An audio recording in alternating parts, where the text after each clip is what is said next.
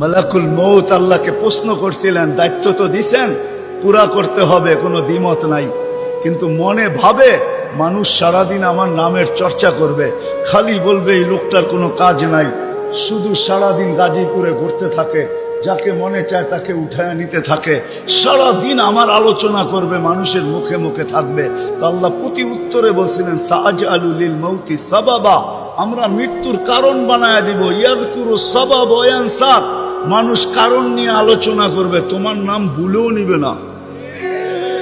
এখন নাম নিতেছে ডেঙ্গু, কয়েকদিন আগে নাম নিছে করোনা, কখনো নাম নেয় স্ট্রোক করছে, কখনো নাম নেয় এটা সেটা, ঠিক না? হ্যাঁ, আরেকটা কারণও আছে। শুধু নবীজির দিকে তাকাইয়া এই উম্মতের জন্য আল্লাহ এটা করছেন, এই উম্মতের জন্য। এই উম্মতকে আল্লাহ আখিরাতে শাস্তি দিতে চান না। হায় হায়, উম্মত যদি নবী চিনত।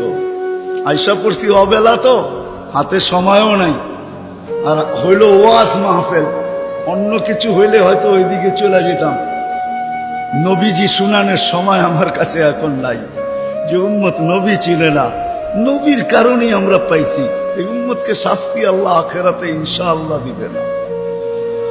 হ্যাঁ হ্যাঁ, দেয় তো দেয় কি কইরা, যার উপরে ৩ বার কুদরতি হাত লাগছে। কয়বার? সৃষ্টি লগ্নে একবার, বাছাই পর্বে একবার। আমরা বাছাইকৃত উম্মত। হুয়াজতাবাকুম জাহিদ, শুধু শুধু বলেন নাই, জাহিদু ফিল্লাহি হাক্কা জিহাদি।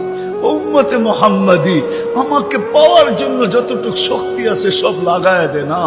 তোমাদের সেজদার জায়গা দিয়া নূর ফুটা বাহির।